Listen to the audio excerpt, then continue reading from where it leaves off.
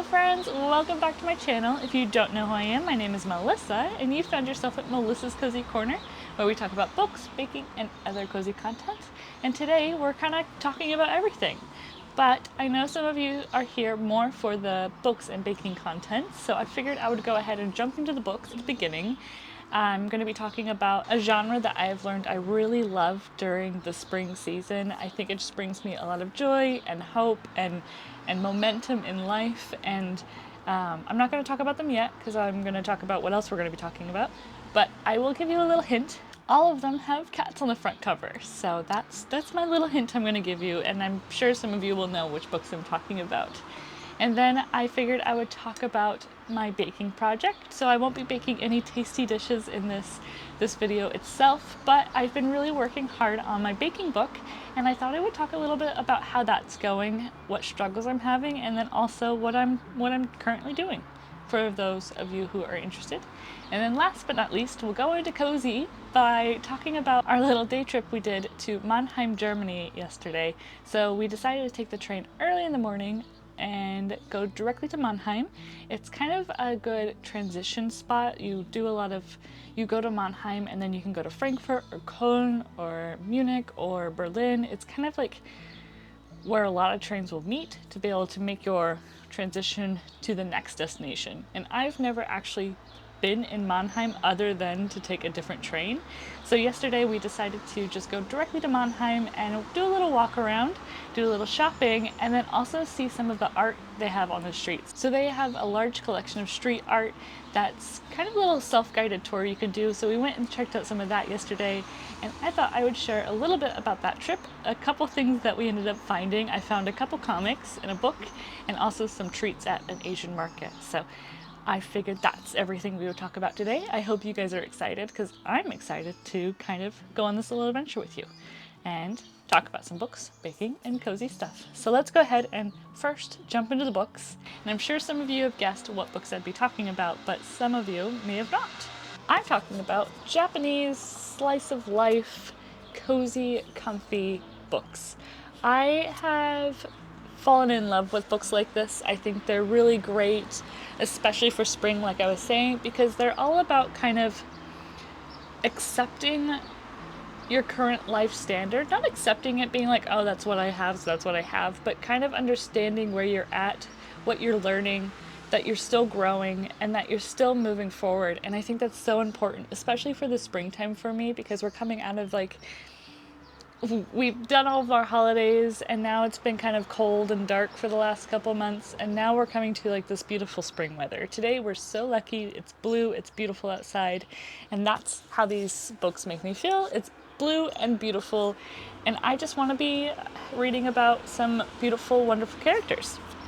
So I thought I would talk about a couple books that I have read. I haven't read one of these, and kind of talk about why I love them and what each of them are about, so that way you can kind of see if you'd be interested in also picking them up, and then maybe you can give me some recommendations about some other books I might be able to pick up. So first one I'm actually just finished is Days at the Murasaki Bookshop by Satoshi Yogasawa, and this has been translated by Eric Azawa. And just like I mentioned, each of these books have a cat on them, and I'm going to share the cat because I think that's just so fun. So this one's down here. It's just right in front of the door. And this one I just finished. I've been seeing this one around on YouTube quite a bit, a little bit on TikTok, and I think this one has just been really popular because it's very comfy and cute. And it is very comfy and cute. We follow our main character, and she is a young woman who's 25 who is in love with a man who is marrying somebody else, and she didn't know this beforehand. And I'm not doing any spoilers. This is the first thing you learn in the first 2 or 3 pages. It also says it on the back of the book, so I'm not spoiling you, don't worry, no spoilers in this video. But we follow a young woman who is just brokenhearted and confused about what she wants to do with her life, and she feels like there's no purpose to her life, and she has created nothing for herself or to show for herself. So we kind of follow her story of falling in this deep depression and then slowly climbing out of it.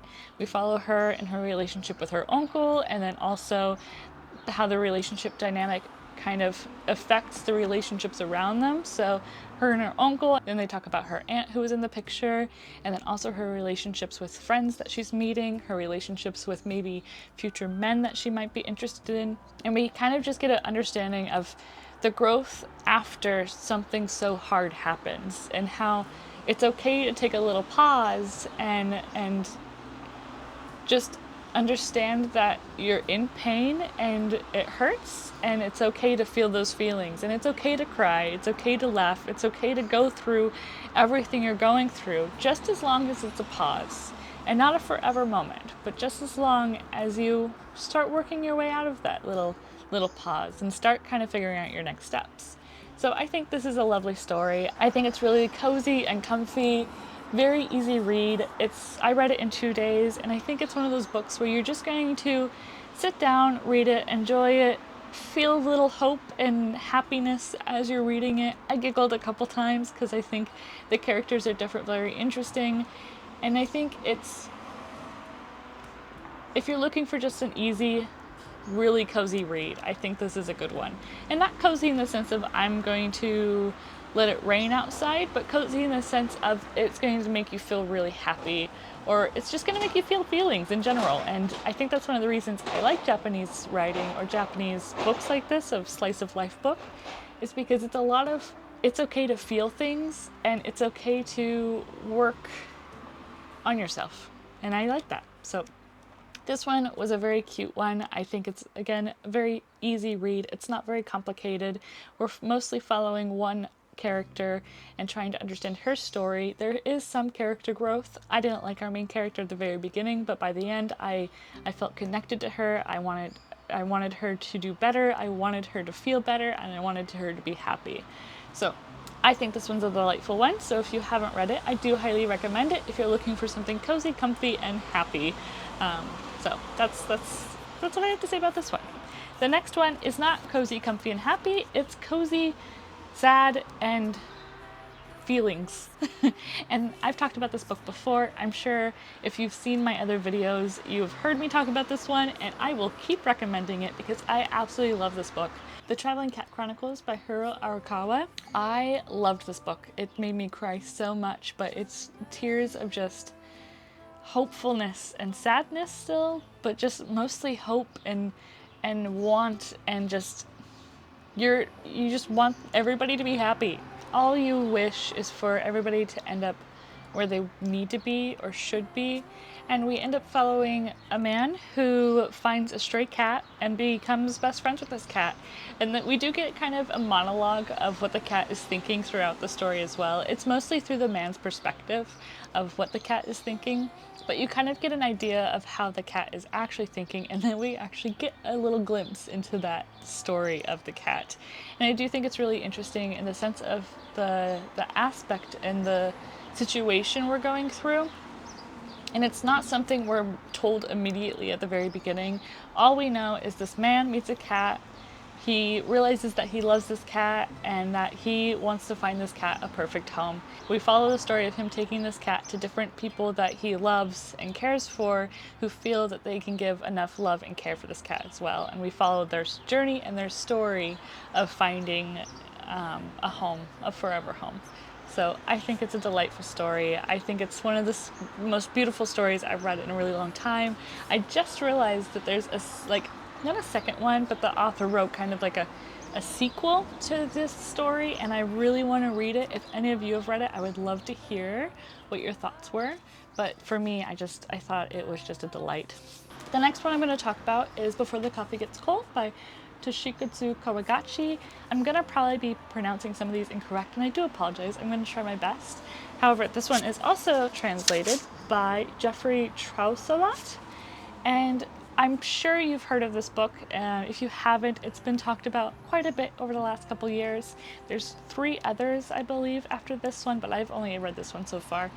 I am looking forward to reading the other 3, but at the moment, I've just read this one, and I think it's cozy, comfy. It definitely makes you kind of think about your own life and how you've dealt with certain situations. If you've had the opportunity to go back, would you change how you dealt with a situation? So to get a better understanding, this book takes place in a coffee shop, and we follow a couple different characters and in their journey of kind of seeing their regrets and then being able to go back and handle the regrets. And the way they can do that is everybody kind of knows that you can travel back in time in this coffee shop, but you can only travel while your coffee is still warm. And they talk about the different rules and the different kind of options you have when in this situation. And it's kind of just the idea of these characters coming to terms with what happened or understanding the perspective of what ends up happening. I think it's very cute, very sweet. I do find it very interesting. I think it's quite fun to be able to get different perspectives throughout the story of what's happening to each of these characters. And I think if you like the kind of jump in time, the magical realism, you'll definitely like this one. This one has a lot of magical realism in it, and it's just a cute little short book. The next one I'm going to be talking about is The Cat Who Saved Books by Suzuka Natsukawa. I didn't completely love this book. I think this book could have been more in depth in the story that it was trying to tell, but for a quick little Japanese read, it was quite cute and quite delightful. This one was also translated by Louis Hilkeway, and this one ends up following our characters. We have two young characters, and they are introduced to a cat, and this cat can talk to them, and this cat kind of gives them different tasks to accomplish to be able to save books. And it's the idea of books are just kind of dying out and losing the momentum and just not being as important as they should be. And we follow this cat and two characters in the journey and the tasks they are set to do to save books. And that's really what this book is about.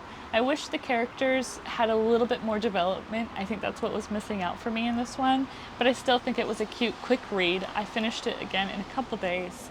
And if you're looking for just a cute little adventure with a cat and some young characters, this one might be for you. Just the storyline is actually really cute and delightful. I think they did a really good job at kind of following the journey for the characters, but like I said, I'm just missing out on the character growth just a little bit. One that I haven't bought, I actually borrowed from a friend and really enjoyed it, so I'm planning on buying it, was What We Are Looking For Is in the Library by Michiko Aoyama, and this was translated by Alison Watts.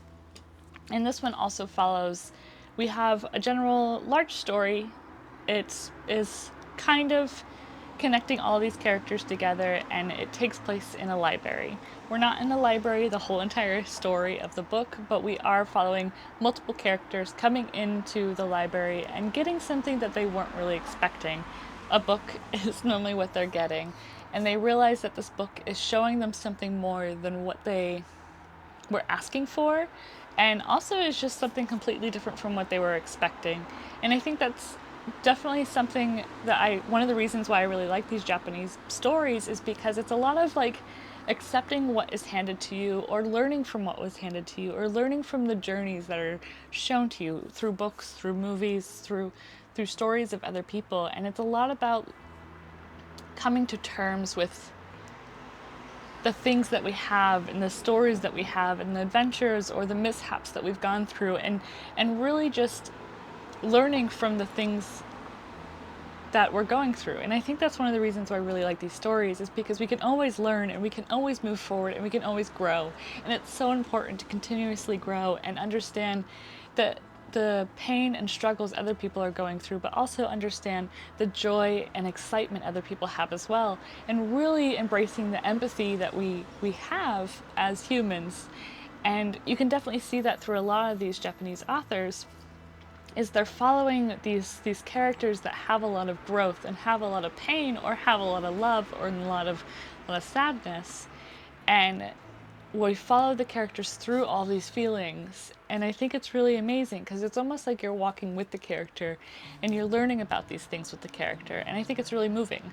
So that's one of the reasons why I really like these Japanese authors, and one of the reasons I liked What You're Looking For Is in the Library, is because we kind of get a deep dive into that aspect of life can be kind of a pain in the butt, and sometimes we just need to find something that brings us joy and happiness. And for example, for me, I know Some days I'm having a really tough day. Like a couple weeks ago, I really just wanted a cup of coffee in a really cute cup.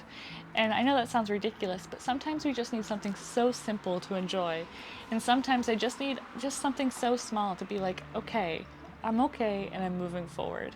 And so having a cup of coffee in a cute cup is one of those things for me where I say, it's not something I'm learning from, but it's something I know for me is important for me and I like, and that anything that I come across today, it's gonna be okay. I'm gonna get through it. And tomorrow, it'll be something I can learn from. So, for example, if we ever do something that could possibly hurt somebody's feelings, learning from that and then also being able to go back and understand where we went wrong or what we've done wrong and see how that what we could have said could have hurt that person's feelings.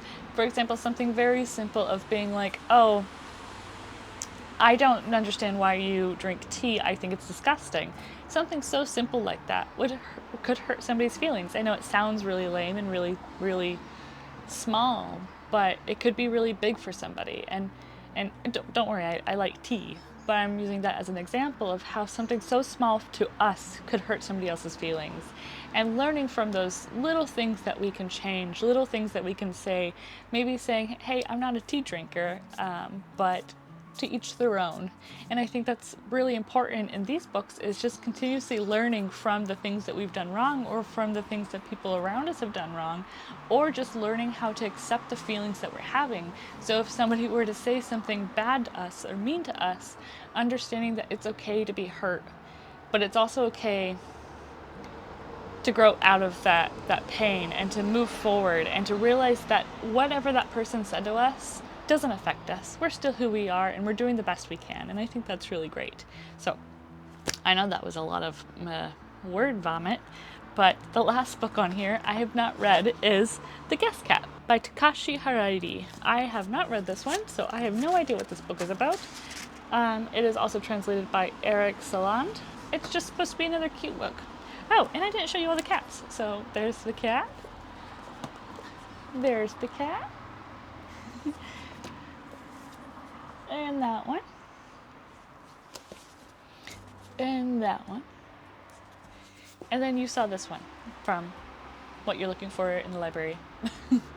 So, long story short, I think Japanese books are just a delight to read during spring. I think they're full of joy most of the time and full of learning moments and learning possibilities. So I recommend these. I think they're really great. And if you have any recommendations for me, I would love to hear them, because I'm always looking for new fun books to read, even if they're not Japanese, originally written by Japanese authors. I'm looking for pretty much anything you think would be a delight to read. And then also other people might be interested in what you have to recommend, so always put it in the comments below so other people can figure it out as well. So yeah. Those are my books. I hope you guys enjoyed that. I know I got on a little rant and I do apologize, but I just like talking to you. That's all. So now I thought I would talk a little bit about my baking book. I've mentioned it once or twice in my videos in the past, but if you don't know, I'm currently working on my own baking book with pies and tarts. I've been working on this book for a little while now, but with my job and everything and just worries of it not going well, I kind of go in ebbs and flows, and right now I'm kind of in a building momentum. I'm testing out my recipes again. I'm taking new photos. So currently I've made my lemon tart, which is super lemony and zesty and just makes your mouth go ooh. And then I also have my rhubarb orange tart with a kind of a frangipan base. It's super fresh and springy and delightful, and I'm currently making those tarts every other week whenever I have a little bit of time. That's why my videos are going out a little bit kind of slower, because I'm spending time on my book and on my photography. I do really miss taking photos of baked goods as well. I've really missed baking and just having fun with the photos. So I thought I would give you a little kind of sneak peek. This is my lemon tart I was working on. I'm really happy with how it turned out. It's, like I said, it's very zesty, it's very sour, it's very lemony. So if you like a lemon tart, I'm excited to share this recipe later on. I'm not going to be sharing them on YouTube, as you can imagine, but I just wanted to kind of give you a little sneak peek in what's happening on the the back end of the videos and what's happening also on the baking book side. That's all I had to kind of update there. So that's one of the reasons why I haven't been baking as much for the videos as well, because I've been baking for a book and I'm not wanting to share those recipes exactly on here, because I do think they just turn out way better when you're looking at it in a cute little format. And yeah, so I hope you guys look forward to that. Now I figured I would go into the cozy side and we'll talk about Mannheim, where I got also this little coffee cup, and I just love it. It's purple on the inside and there's all these beautiful flowers on the outside. And it's just it's so fun to drink out of it. And it's actually quite sturdy, like it's a heavy coffee cup. So I feel like I really can enjoy my coffee or tea. So yesterday, as I had mentioned, we went to Mannheim, which is about an hour and a half north of where we're from. And it's about a train ride away, so it's not too bad. And we just took our books on the train. That's actually why I was able to finish this book so quickly, is because we read on the train on our way there and also on our way back. And our goal is just to kind of have a little bit of a outing and have a little bit of a good day out. We are technically on vacation this week, but we're doing a staycation, so we're not doing anything too crazy other than getting some things done around home, and then also having kind of a couple adventures out and about, trying out some new restaurants that kind of could be a good venue for our wedding. And we have a couple years till that, but we are still testing out some different venues, testing out some different foods and what could work and what couldn't work. And yesterday we were like, let's go ahead and do a spontaneous trip to a different city. So we went to Mannheim, which I have never actually visited. And before we got there, we decided that we just wanted to kind of shop a little bit around, see what's around. One of the things that I really wanted to do while we were in Mannheim is doing a little art walk. And one of the big things that they worked on was having artists come into Mannheim and do these giant murals on the side of buildings. And they're really gorgeous and beautiful. We didn't get to see all of them because there are 41.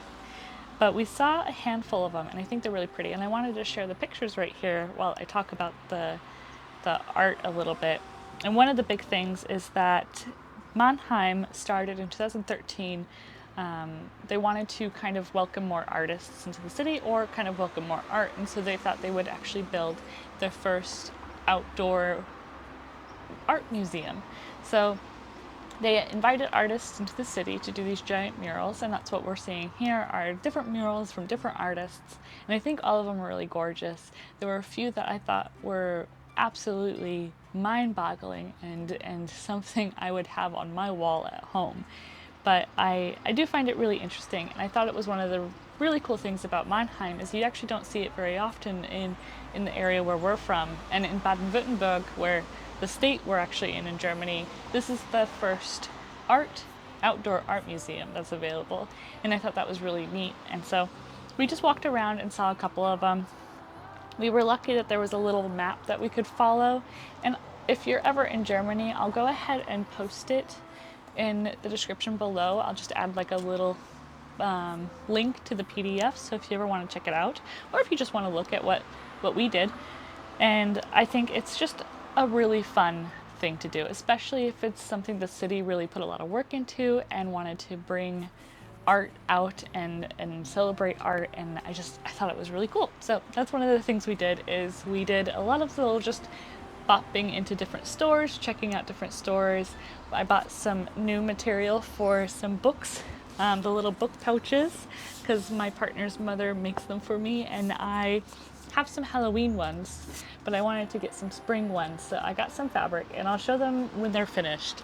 But I'm really excited for them. I have bought this beautiful flowery pattern, and I think it'll look really gorgeous, especially for spring and summer, and carrying them around my books so they don't get damaged. And then we went to a couple different bookstores. Talia's is probably one of the big bookstores here in Germany, and we were trying to visit a lot of smaller bookstores to kind of show some of them some love, and we were so surprised with how many bookshops were in Mannheim. Most of them only have German books, but we did find a couple of them that had little English sections, and I ended up finding a book that I heard about, but I don't know where I've heard about it from, by Maya Angelou, Letters to My Daughter. Like I said, I don't remember where I've heard this about this book, but I read the first page, or technically first chapter, which is 3 pages, and it's about a woman writing letters to her daughter, and it's not necessarily her daughter, but it's the women of the world. And I thought it just sounded so good and so interesting. I thought I would read it. So that's one of the books I've picked up. And this is actually the only book I've picked up. My partner picked up a couple others. I don't know exactly what they're about, but I thought I would just share the books I ended up getting. So this is one book I actually got, and the only book I got, and I'm really proud of myself for only getting one book. There were a couple others I was going to plan on getting, but we didn't have time to pick them up, so that was good on us though. And then I actually got my first, so I do read comics, and I do read, well, I technically read graphic novels, and I technically read manga, but I haven't picked up actually like a comic book ever in my life. So we went into a comic book store, and they had a lot of German mangas, and I could read a German manga, I just didn't really read them in English, but they had a ton of graphic novels and a ton of comics in English. So I decided to go ahead and look for a comic, and because I've never actually bought like a paper comic. I have a lot of collections, but I don't actually have like the thin little comics. So I wanted to kind of have fun and treat myself. But I did find one graphic novel, and it's called Tokyo Ghost, and it's been written by Rick Remender. Artist is Sean Murray, colors Matt Hollingsworth, letters Russ Wooten, and editor is Sebastian Gerner. So there's a lot more people that were connected to this one than some of the other books I've read, but I thought the art style was really beautiful. That's one of the reasons why I picked it up, is because I thought the art was really gorgeous. But then I also read the back, and it's about these 2 characters who are almost like bounty hunters for technology. Like people, it's based in 2089 in Los Angeles, and people are interested in getting the best and the newest in technology, and they're kind of bounty hunters for the technology. This is a little gruesome. This is a little bit darker than I thought it was going to be, but I still am really interested in how the story's going to go. We follow these 2 characters that seem very in love with each other, and I think that's just fun. So it's like a romance in a very dark world. So that's one of the reasons why I picked up this one. But I picked up 2 comics as well, and I'm really excited for these. I picked up Alice Never After and Zawa, plus The Belly of the Beast. So I picked up these 2 comics. I picked them up based on the covers because they were in little plastic sealy thingies so you couldn't open them. I found out that Alice Never After is actually the next part in Alice Ever After. So I did ask the guy that was at the store if it was okay if I just started reading this one. He recommended that I do read the first section or the first collection. But I figured I would get this anyways because still find it really gorgeous, and I'm still really interested in reading it. And maybe I'll read this first and spoil myself a little bit so that way I can get an idea if I would want to read Alice Ever After. And then Zawa I picked up just because of the colors on the front here. It's very punky and colorful, so I thought it would be kind of a delight and very different and interesting. So I'm curious if any of you guys read like comics or you guys get like paper comics like this. Like I said, I've never done it before, so I was kind of excited. And I'm really excited to read these actually. And I'm curious if I'm going to continue getting them or if I'm just gonna wait for like the full collections to come out in like book form like this, like Saga or Fables and the graphic novels like that, because these are quite small and I'm worried I'm gonna ruin them. But this is also kind of fun because I've never done this. It's like I'm testing out new waters. So we went to a couple different shops. We went to a couple different manga shops. We went to I think 4 or 5 different bookstores. No clothing shops, surprisingly enough. We went into one shop called Depot, which sells these coffee mugs, but they sell a lot of like house decoration things. We've gone in there quite a few times. There's one in every city, so that one's not abnormal. But as we were walking to the train, we stopped home for burgers at Five Guys, and Five Guys is not super big here yet, but there's one normally in every big city, and I love their peanut butter milkshakes. So we had to stop by Five Guys so we can get some dinner before we hopped on our 2-hour train. So we stopped there, got milkshakes, and as we were walking back to the train, we had a couple minutes. So we jumped into Asian supermarket because they normally have Pocky, and strawberry Pocky is my favorite Pocky. Unfortunately, they didn't have it, but they had this one, which looks like milk and butter, but I have no idea. It doesn't say on the back, but I am very, very excited because I love Pocky. I wish they had the strawberry ones, but I might have to wait a little bit longer. But I was really excited to pick these up. I'm gonna just try them right now, actually, because why not? It says share happiness on the back. They look like regular Pocky, and I think they're the closest to the original that they taste a little bit sweeter, so I wonder if they have honey flavor in it, but it's just milk chocolate on a stick. I can never get too much Pocky. Really one of my favorite treats. And I always end up getting it at the Asian market. And this Asian market was ginormous. This Asian market had so many things. But we were taking the train and we also didn't have the time. We also got these things, which is staff cookies. We're trying to figure out what the whisk means over here. It's like the whisk is highlighted and it's like 9 a.m. This one says relaxation index and it's really high. I don't know what these are. As you can tell, we already opened one because we tried them on the train. But I'll open one up for you. So these are the little packages it comes in. The little cookie. I'm a big fan of mochi, so this is really up my alley, but for if you don't like mochi, I would recommend not eating these. They're a little dry, but I would imagine like with a cup of tea.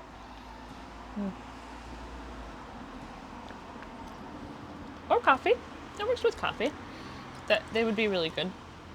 And I love mochi, so I think this is just absolutely delightful. The next thing we have is their barbecued flip corn flavored chips. I grabbed them as we were walking out, so it was like a quick grab. I'm not sure if I'm gonna like them, but they kind of remind me of like puff chips, kind of like Cheetos, or if you're in Europe, we also have like corn chips that are really airy, and that's what it kind of reminded me of, and that's why I picked them up. Oh man, these are gonna be really hard not to eat all of them. They have the same crunch as a Cheeto, and I love Cheetos. I love the crunchiness of a Cheeto. And we don't get them here really in Germany unless you go to like a specialty shop. But these are like Cheetos, but with a very mild barbecue flavor. The like, you know, when you eat barbecue stuff, sometimes it's really intense and really like overwhelming.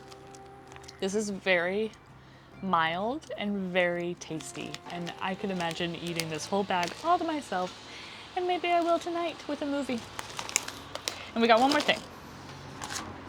This was 5 minutes in a shop trying to look for Pocky. This was 5 minutes in a shop trying to look for Pocky, and instead I walked out with 4 things, and the one thing I was trying to find, I just replaced it with different Pocky. So these are Tora Mochi. I really like mochi. I think it's one of my favorite little treats. But these are like little cubes. Also, it was purple, and purple's my favorite color, and that's why I ended up grabbing this one.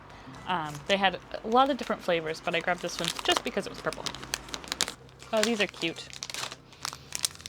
Okay, so they come in little tiny baggies, like this.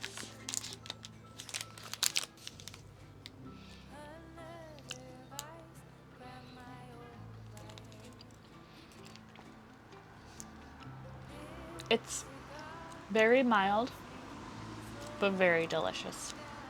These are very, very good. We had a great time in Mannheim. I really recommend day trips to different cities or different towns. I think sometimes it can be really daunting because you feel like you need to have a plan or an idea of what you're gonna do. But all we had in mind was the art walk. That was the thing I wanted to do, and just to wander around and kind of see different shops. We had a really good time. I had a really good time, and it was nice to get out for the day as well, especially if we're doing like a staycation. You don't want to be home all day. You feel like you've wasted the day if you are. So it was really perfect for us. So well, I would love to know what you guys do on your staycations, or if you guys go on like day trips to cities or day trips to different towns around you, and what you guys do during those moments. We also love trying out new restaurants, so of course we ate food. And Spargel, which is asparagus, is in season right now, and white asparagus is just so good and so tasty. So we also had some delicious lunch yesterday that did not involve Five Guys. So I think that's everything. I think I'm going to leave you guys there. I have just talked your ear off for way too long, and I still had a blast. So thank you so much for joining me, you guys. I hope you have a lovely day, a lovely weekend, and I really can't wait to talk to you guys next time in 2 weeks. I don't know what I'm going to talk about yet, but we will figure that out when we get there. So until then, I hope you have a lovely day. Ciao!